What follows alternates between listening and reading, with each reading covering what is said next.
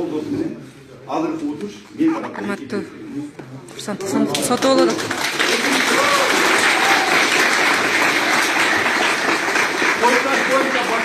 Пакет боюнча баштап, эчтеке таппастан бардыгы.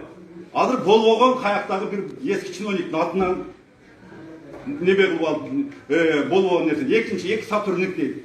Бардыгы. Бул атайы эчтеке таппагандан, өздөрүнүн колунан эчтеке келбегенден Ички иштер министрлигинин ошол прокуратуранын жардамы менен аскер курган төргөө бир тараптуу жүрүп туруп, аны мен кийин айтып берем. Бардыгы ушуну кылып токулган, ойдон чыгарылган нерселер. Анын себептери эмне болду? Башка тарапка көңүлүн бурду.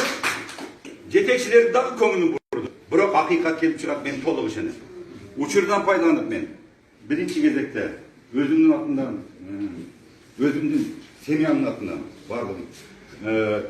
Ошол биздин терең ыраазычылык билдирип, биринчиден бул ушул азыркы окуя башталгандан баштап азыркы күнгө чейин мени колдоп жаткан адамдарга, коомчулукка, биздин Ички иштер министрлигинин катарындагы кызматкерлерге, чыныгы офицерлерге, жөнөкөй катарындагы аяттерге, азыркы күнгө чейин бүгүнкү залда отургандарга да, андан соң ардагерлерге, жана чыныгы генералдарга, анан массалык маалымат каражаттары бул силерге.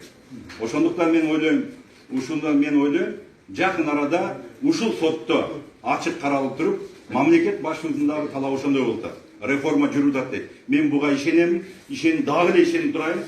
Мен ойлойм, ачык тактык чыгып туруп, жеңиш менин тарапта болот. Мен толук ишенем. Мен бул генерал Акановду камоо болгон болсо, мен азыр даярмын. Кеп башка жакта. Элибиздин башына караңгы түш түшкөндө, мен бул биринчи жасаган ишим эмес. Мен 1995-жылы Ош базарында бирөөнү тапанча менен атып, мейлеп турганда, жаш Асанов Курсан деген младший лейтенант болгон, кеңже лейтенант. Ошол убагында сүйлөшүү жолу менен алып чыкканмын. Бул биринчи учуру. Андан кийин Юнский когалаңында, Ош когалаңында. Андан кийин губернатор иштей албай, Баткенде турганда, мен жетип барып, кыргыз менен тажик урушканда, ошол жерде туруп сүйлөшүү жолу менен бүтүргөм. Андан соң митингдерге чыкканда, Жалалабадда 10 миңге турганда, күч колдон дегенде дагы бир күч колдонбой, алайда дагы адамдар топтолуп турганда бир күч колдонбой, сүйлөшүү жолу менен бүтүргөм. Андан соң Лейдектеги Андырак окуясы, кыргыз тажик болгондо, ошол убактагы областтык жетекчи иштеке кылбай, Ички иштер министринин орун басары Асановдон кийин барып, ошол жерде 15 күнүн ичинде сүйлөшүү жолу менен иретке келтиргем. Андан соң Алабукадагы өзбек менен кыргыз урушуп кеткенде дагы биздин ошол депутаттар отурат, мен менен кошо барган, жергиликтүү бийликтин губернатору дагы барган жагда сүйлөшүү жолу менен бүтүргөм. Мен эмне үчүн айттым? Өзүмдүн мактагандык эмес. Акыркы 7-8 болгон окуяларда мага Койташтагы 2019-жылы тапшырма моңдой коюлган. Атамбаевдин үйүнө баруу керек. Атамбаевди сурак алып келүү, мажбурлоо түрүндө. Мен 7 августта ошол өзү менен турган кызматкерлер менен мен сыймыктанам, катардагы сыймыктан. Бирок мен аларды өлүмгө салып барбадым. Эгерде Атамбаевдин үйүнө барганда, ал жерде барымтада калган Альфанын кызматкерлеринен куралланган 55 автомат, канчалаган октор бирден атылганда канча өлүм болот? Бир кыйын барып, айткан сөзгө көнбөстөн барып адамдарды куулаганда Самат Курманкулов эмне болду? Ким жооп берет? Ички иштер министринин кашкара стаканы өчпөй. Эч качан жооп бербейт. Же барып ошол команда берген адамбы? Жок. Курсан Асанов андай жолго барбайт. Ошол күнү дагы сүйлөшүү жолу менен мен бүтүрөйүн деген барымтадагы. Бирок кээ бир адамдар менин сөзүмдү уккан жок. Ушул абалга алып келген. 8 август боюнча мен абалды туура билип, ошол жерге баргандан кийин Атамбаевдин үйүнө киргенде мен жалгыз кирген эмес, менин ушол ПСН деп коюп, атайын жөнөкөй өздүк курам эң жакшы кызматын көргөздү. Ички иштер министрлигинин кызматкерлери эң жакшы ишти жасады. Бардык киргендин арасында мен болуп, мен көрүп жетекчиликтин кылып аткан иштерине. Штурмду колдобостон мен кыргыз жергебизде тынчтык туруктуулук болсун, бейкүн адамдардын каны төгүлбөсүн. Анан эң немеси биздин жергебизде дайыма башка адамдар шуну колдонуп кетпесин учурда деп туруп.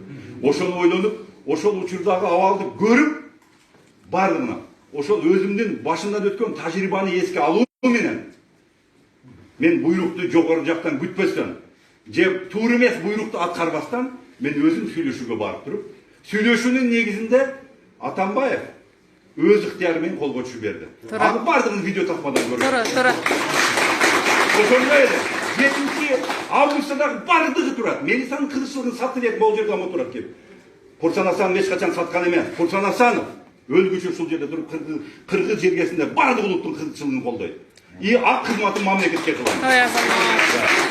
Баракелде. Дагы айтып тур 2010 жылы Атамбаевдин тарапташтары болуп СДПКдан парламентке келгенде. Курсан Асанов Атамбаевди көргөн эмес. 2010 жылы. Юнкогаланы бир ретке келтиргенден кийин бардык партиялар кызыккан. Керексине мен бардык партиянын лидерлери келип сүйлөп берет ошол учурда. Мен ушул жерде отурган мына тура Азамат ака, Кушбак Тезекбаев, Аматов Сейит акалар, Карасунун аксакалдары түндүк түштүк маселеси көп болуп кетти 2010-дон кийин. Билесиңер, Бакиев кеткенден кийин. Ушул иретке келтирүү үчүн сен ушул партияга барышың керек деп айтканда, мен өзүм агаларымды, апаларымды угуп туруп, анан СДПК партиясына баргам. Мен Бишкекке келип, форумга келип бир кадам ташаган эмесмин. Бул болгон окуя. А бул жерде күнөдө ошону да жазып жатат.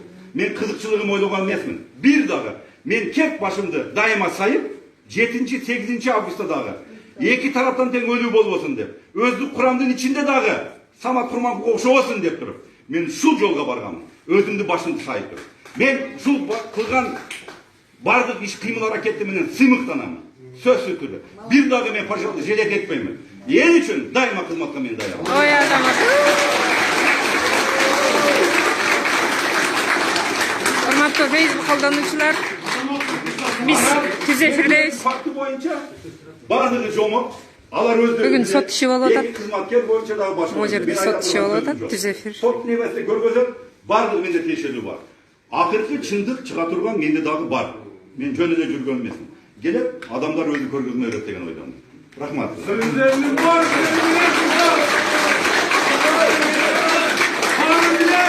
Булар айыптоо тарап жерде сот отурат экен.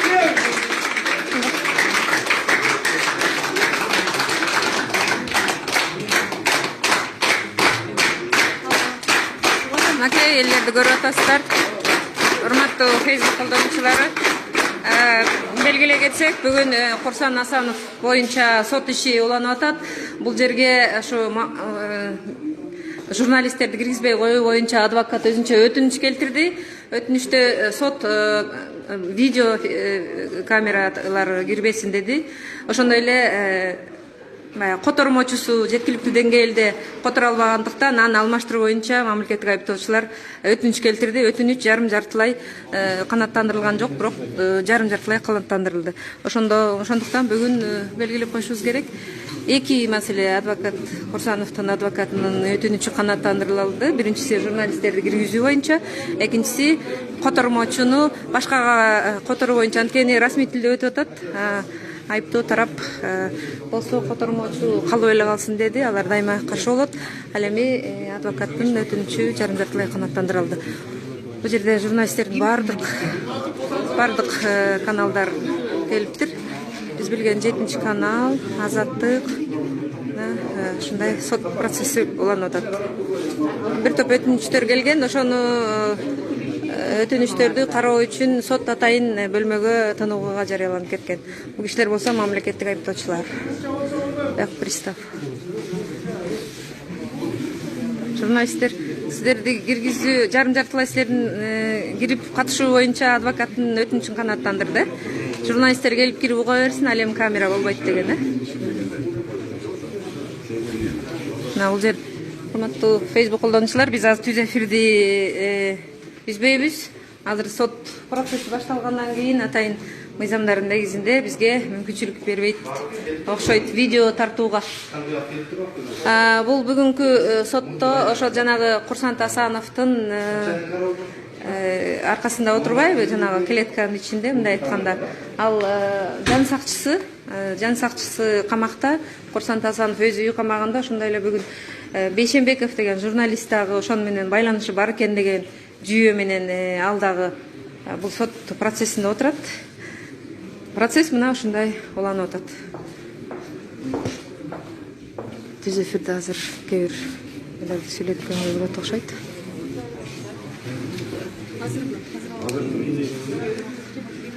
Жеңиш Барпиевич отурат. Биякта Ички иштер министрлигинин өкүлдөрү. Биз түз эфирдебиз. Аксакалдар эмне деп айта аласыздар? Азыр мына адвокаттын 2 өтүнүчү жарым жартылай канааттандырылды окшойт. Анан Курсан Тасанов да расмий азыр мынакей кайрылуусун жолдоду. Сиздер атайын келип катышып атасыздарбы? Даймабы? Келип атабыз мындай да. Бул башынан эле Курсан Тасановду бүт эл билет. Жазаганы үчүн дүйнөлүк деңгээлде баатыр катары Кыргызстан эмес, дүйнөлүк деңгээлде баатыр катары саналат. Ошон үчүн ана мына сот жүрүшү, Кыргыз мамлекети кыргызча болуш керек да. Ана мына адвокаттардын айтканына неме кылыш керек? Анан бийлик, бул прокуратура деген көзөмөлдөш керек да. Алар защита кылып атпайбы? Ошон үчүн бардык маселе бул эл тарабында. Анан туура эмес иштерди баары баштаган ошол жоопкерчиликке тартыш керек.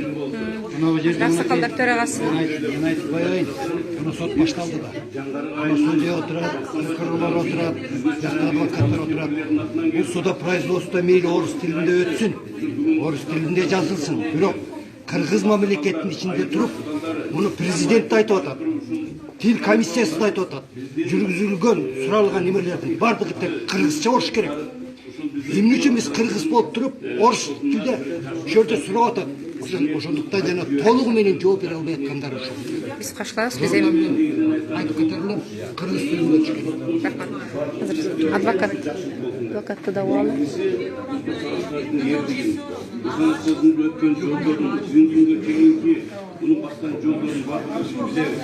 Бұл әрдайым өзінің шындығын, өзінің ержүректігін, өзінің ақиқаттығын, өзінің шындығы қырғыз елінің жаран екендігін көрсетіп келген.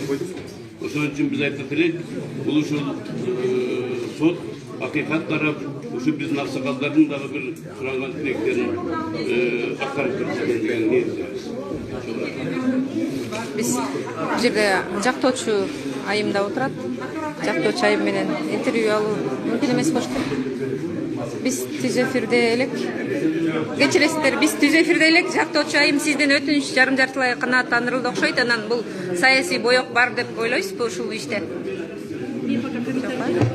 Саясий боек жок го.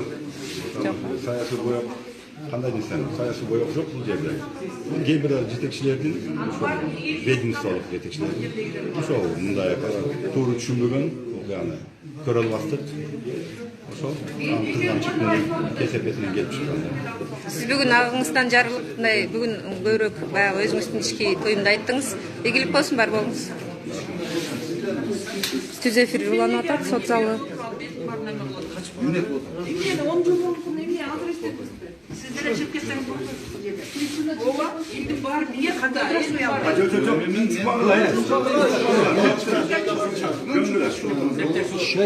Мыйзам бар, мыйзам Бар мыйзам негизинде. мыйзам. Жеңиш Барпиевичте жайы жок.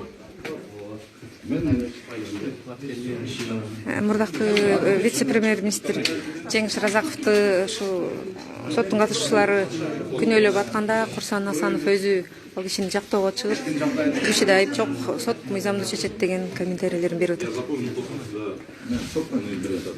Арыз жазған баарыңар билесиңер да. Баарыңар билесиңер. Оны не? Комментарий не кылып кыласыңар? Жок. Комментарий разманда урматтуу катышуучулар. Мындай да, биз Курсанды көздөн эч кандай тирешибиз жок. Мен аласа билесем жок. Бул киши менен мындай турмушунда мындай неме болгон жок. Бирок тилекке каршы мындай, мага каршы кыртуу бир мындай тымыздын иштер аябай көп болуп кирди. Мен ошо арыз жазып атканда бул Курсан Сатташтын тиешеси бар экенин билген жокмун. Силер үчүн маалымат болсун. Азыр арызды кайра алсаңыз болобу анда? Жок, мындай да. Мен бул жерде арыз мен неме казыр убактына шектелген. Мени аябай оор кылмышта күнөөлөгөн. Аны жаңорда илгерби жазганда. Ошонга чейин эле жаңорда жазып чыкпады илгерби.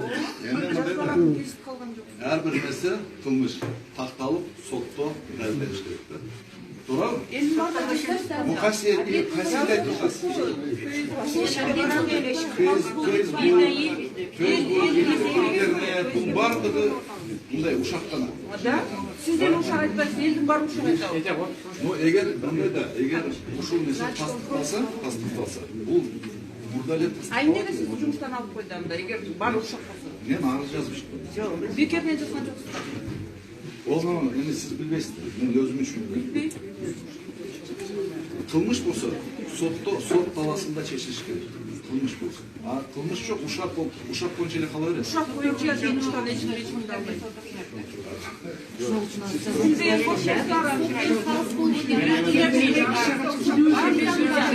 Emeciler, ben sizlerden açıkkanга ilim yok şimdi etsem. Sizler ne deseniz de Ошодо сизге бар жерде. bana bir var. Потому что men ушунча söz uqtum mana.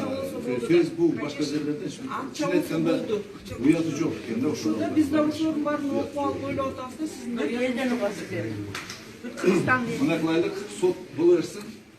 Sot kanday cin çıkarsa ошондон макул. Элге элдин бар нерсе, элдин баардыгы жаман болуп атат сизде. Баккенин баардыгы жаман болуп атат. Жаман көрөм. Өзүңүз ойлоп элге жаман болуп атасыз.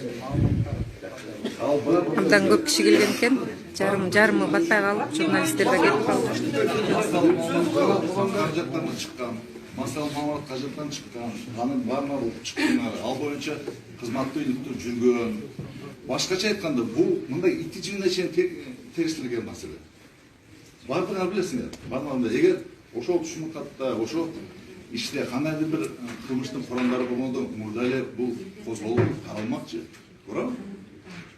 Ошол жок болгондуктан иштүү атайын кызматтар өзүнүн илтөөсүн жүргүзгөн ошол мезгилде бүт баарын кылган.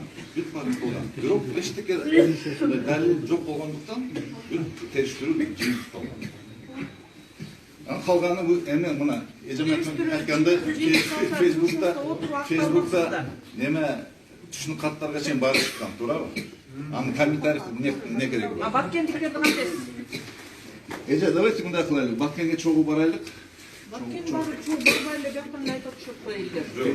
Элдер айтып атышат. Koçası başka bir şeyler düşünüyormuş. Batkendeni akçaga жалданып тикетке чыкты деп. Баккенде деген жери жок. Ошол тикетке чыкты дедиңиз го. Да? Деп ошол туура Сиз турабыз. көрсөңүз деп элдин баары акча бар. Эме мына сиз айткандай, сиз айтып Ал атпайсыз. эл үчүн күйүп атыр да. Ошондон биз өтөрөм. Сиз айтыпсыз, эл айтып атат. Ол жерде эл айтып атат, акчага чыксын деп. А сиз деген службада турган адам, вы же не можете безответственно заявлять, элдер акчага чыкты деп. Вы же на службе. Элге Андан кийин сиз ошол факты менен Андан сөзүңүз кийин керек да. TikTok Баккендин өкүлдөрү Баккендин Лейлектен, Каранжайдан, сияктан чыгып барайчы. Ошол акчага чыккан. Аны ошол доказательно Эми сиз аны күйүп кетире албайсыз. Şu arxivde kaldı. айтылган сөз Siz aytsınız kayın alamayız. Давайте, мен сиздерге Sözlü pulu oldular geçiyor. кандай болсо, сиз гос чиновник болсоңуз ошол сөздү айттыңыз да. Akçaga çıktı dediniz.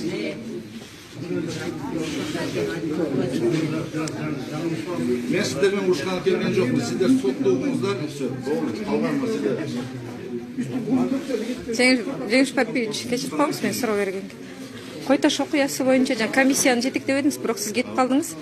Ошо кандай ойлойсуз? Ошо комиссиянын көбү курамынан чыгып кетти, жана туура эмес болгон деп, анан негизи Кой Таш окуясындагы жанагы күнөөсүз карапайымдарга, башкаларга ким жооп берет азыр? Мындай, Кой Таш окуясы боюнча мен жетектедим. Ал жерден бир гана киши чыгып келди. Бул Усунбек Акыл. Үчөө, Сооронкулова, анан Жаркынбек дагы бирөө и Жаманкулов 3 адвокат.